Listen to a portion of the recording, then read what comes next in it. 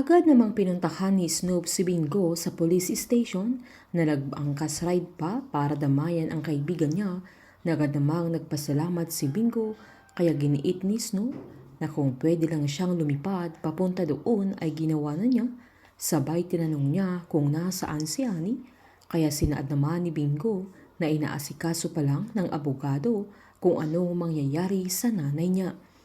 Sinabihan naman siya ni Snoop na kung murder ang ikakaso kay Annie ay makukulong siya. Sabay inabot niya yung pagkaing dala niya para kay Bingo. Sabay sinabi pa niyang baka gusto ng kaibigan niya na tawagan pa nila si Cory. Pero hiniling ni Bingo na bahala na lang muna si Snoop sa mamang at papi niya na siya muna ang bahala sa kanila dahil hindi niya alam kung makakauwi siya agad dahil sa dami ng gulong hinaharap nila. Agad niyakap ni Snoop na pinaramdam sa kaibigan niya na hindi nag-iisa sa laban si Bingo.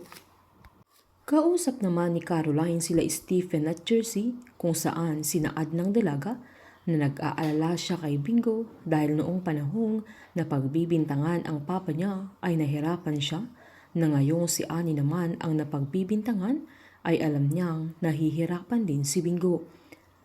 Tinanong naman siya ni Jersey kung naniniwala si Caroline na yung nanay nga ni Bingo ang pumatay sa mama niya na hindi naman makasagot ang dalaga.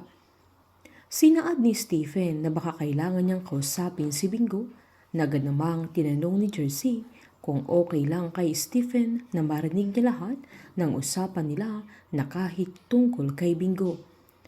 Agad namang sinabi ng binata na tutuparin niya ang pangako niya noon sa dalaga na susuportahan niya kung anuman ang kailangan ni Caroline. Sabay sinaad niya kay Caroline na kung totoong magkaibigan sila ay humanap ng paraan ang dalaga para hindi masira ang pinagsamahan nila na alam niyang magagawa yun ni Caroline na kung anuman ang mangyari ay andoon sila ni Jersey para sa kanya na agad namang nagpasalamat ang dalaga sa mga kaibigan niya. Habang hinintay naman ni Bingo ang nanay niya na halatang naaawa siya kay Annie nang paglabas niya sa selda ay nakaposes na ito.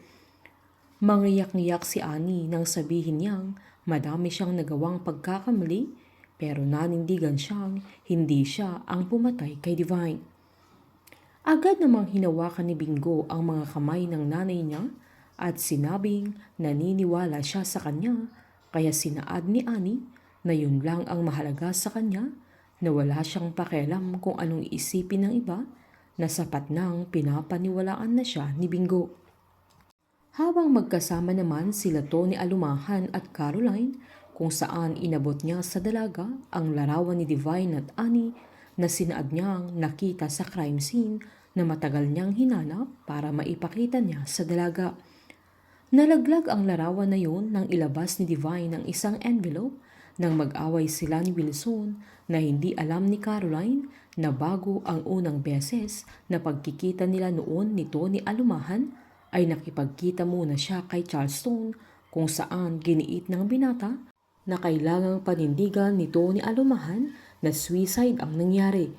Binayaran na naman ni Charleston si Tony para mabaliktad ang lahat ng mga nangyari.